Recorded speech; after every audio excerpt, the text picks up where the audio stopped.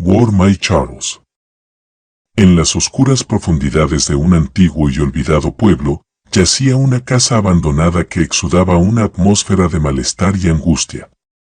La gente del lugar evitaba pasar cerca de ella, susurrando leyendas de sucesos misteriosos y sombras que se movían dentro de sus paredes agrietadas.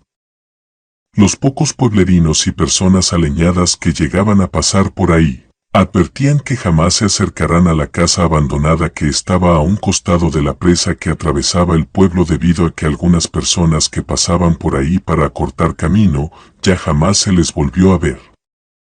Un día, un grupo de 4 amigos de entre 17 y 18 años llamados Alex, Julián, Andrés y Roberto platicaban y contaban historias de terror en casa de uno de ellos.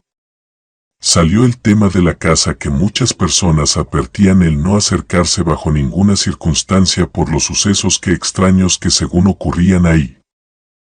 Siendo jóvenes escépticos empezaron a retar entre ellos sobre quién se atrevería a acercarse a la casa, ya sea por dinero o simplemente por sentirse el más valiente del grupo.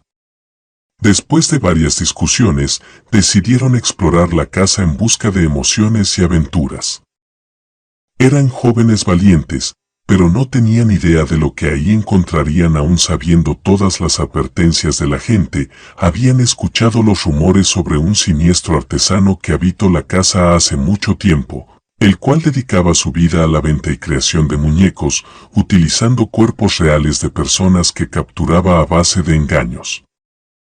Los rumores nunca especificaron cómo terminó la vida de dicho artesano, simplemente se le dejó de ver y su casa donde vivía quedó abandonada y por lo que se decía de él, nadie se quería acercar, quedando en el olvido.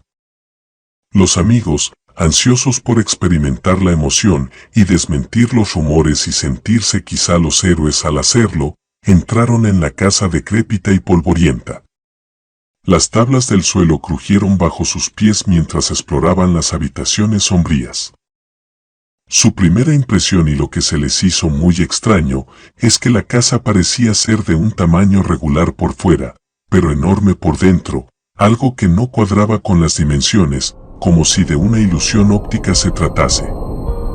Finalmente, llegaron a una habitación tapizada de telarañas y objetos rotos, y allí, sobre una antigua mecedora, encontraron la figura de un muñeco que parecía no tener mucho tiempo de estar ahí puesto que no encajaba con el ambiente y los muebles polvorientos y sucios. Uno de ellos, Andrés, nos describe la apariencia del muñeco puesto que él fue el único que sobrevivió ese día, y lo describe como un muñeco pequeño al principio, de unos 40 cm aproximadamente y delgado, con una cabeza blanca y calva, carecía de boca, pero cuyos ojos eran oscuros y penetrantes.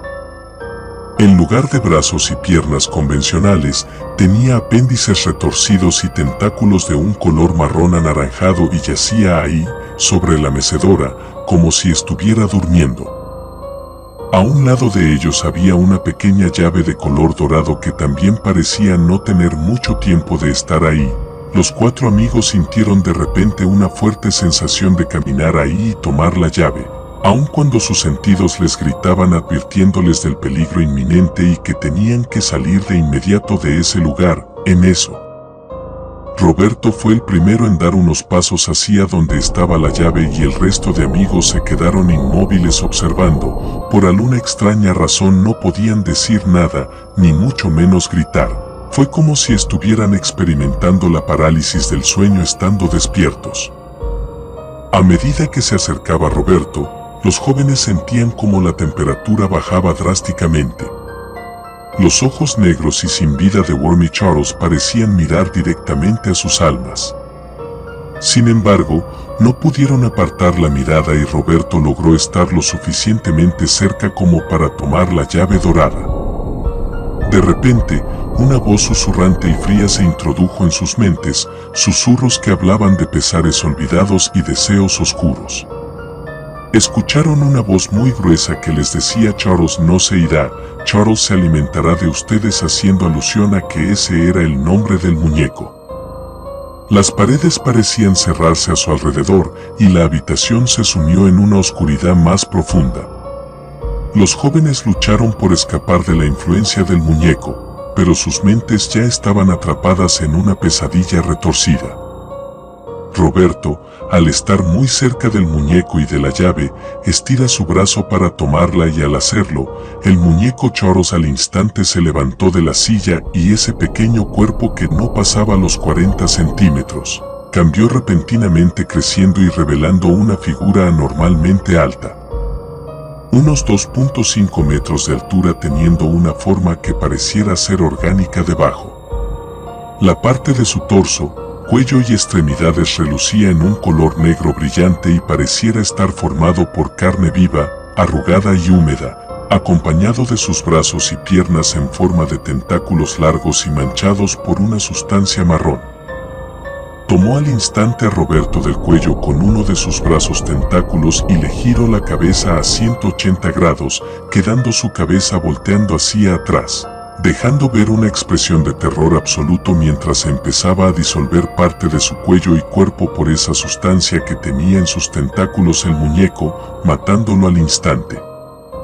Los otros tres amigos, como si de un videojuego se tratase, pudieron sentir que algo los soltó o los liberó, pudiendo reaccionar, gritar de horror y tratar de huir de Choros. Corrieron por los pasillos de la casa y Andrés al voltear hacia atrás pudo ver cómo el muñeco corría hacia ellos de una manera grotesca que parecía implicar que carecía de la cintura hacia abajo al suelo y la otra parte atrapándola por el de huesos o una estructura esquelética. Aún así, en ese lapso de tiempo, Andrés logra huir corriendo a toda velocidad, rezando porque Choros no lo persiga. Cuando cree estar lo suficientemente lejos, decide voltear como un reflejo para saber si lo está siguiendo y lo único que observa es a Choros desde la entrada de la casa agitando su tentáculo con la cabeza de Julián incrustada en él y como si se estuviera despidiendo. Después de correr sin parar, pidió ayuda a la gente del pueblo, algo incrédulos.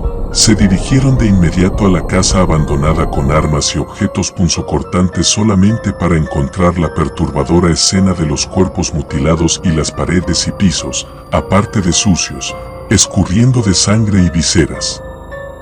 Buscaron por todo el lugar y en los alrededores y jamás encontraron rastro de algún muñeco con las características que Andrés les dijo, ni mucho menos alguna llave dorada o algún objeto relacionado. Se quiso sospechar de Andrés de causar tal masacre, mas sin embargo llegaron a la conclusión de que la escena vista ese día no había podido ser orquestada y llevada a cabo por un joven de 17 años, sin mencionar que el joven quedó con graves secuelas psicológicas.